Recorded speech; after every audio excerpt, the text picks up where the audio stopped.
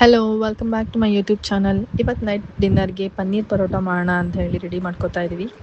ಮೊದಲನೇದಾಗಿ ಪನ್ನೀರ್ ಪರೋಟ ಮಾಡೋದಕ್ಕೆ ಗೋಧಿ ಹಿಟ್ಟಿಗೆ ಸ್ವಲ್ಪ ಉಪ್ಪು ತುಪ್ಪ ಹಾಕ್ಬಿಟ್ಟು ಸಾಫ್ಟಾಗಿ ಕಲಿಸ್ಕೋಬೇಕು. ಅದಾದಮೇಲೆ ಅದನ್ನು 10 ಮಿನಿಟ್ಸ್ ಹಾಗೆ ಬಿಡಬೇಕು. ತುರ್ಕೊಡಿ ಸ್ವಲ್ಪ.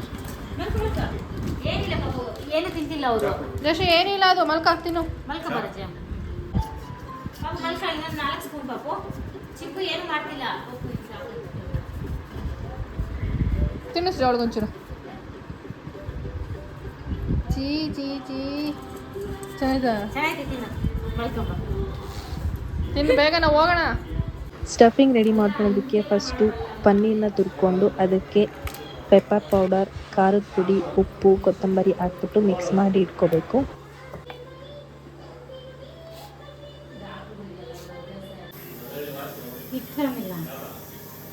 ಹಿಟ್ಟು ಏನು ಹಾಕೋಲ್ಲ.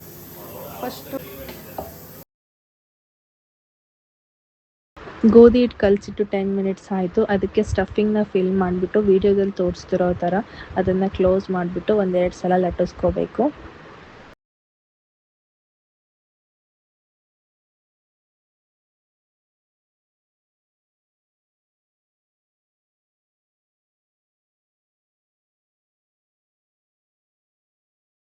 ಅದಾದಮೇಲೆ ಕಾದಿರೋ ಹೆಂಚು ಮೇಲೆ ಪರೋಟನ ಹಾಕ್ಬಿಟ್ಟು 2 ಸೈಡ್ ತುಪ್ಪ ಹಚ್ಚಿ ಒಂದು 2 to 3 ಮಿನಿಟ್ಸ್ ಬೇಯಿಸ್ಕೊಂಡ್ರೆ ಪರೋಟ ರೆಡಿ ಆಗುತ್ತೆ.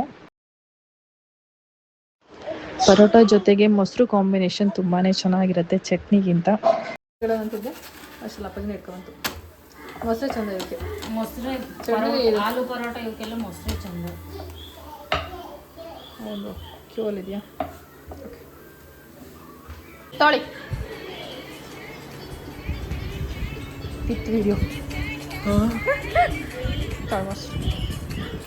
ಕೊಟ್ಟೆ 3, 4, 5, 6, 7, 8 ಒಂದು ಪನ್ನೀರ್ ಪ್ಯಾಕೆಟಲ್ಲಿ 8 ಆಗ್ತವೆ. ಚೆನ್ನಾಗಿತ್ತಾ ನನಗೆ?